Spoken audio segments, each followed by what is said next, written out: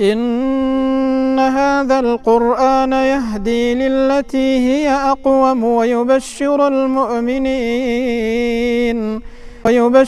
المؤمنين الذين يعملون الصالحات أن لهم أجرا كبيرا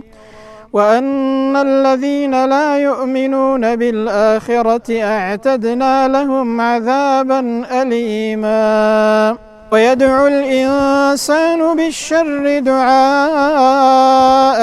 بالخير وكان الإنسان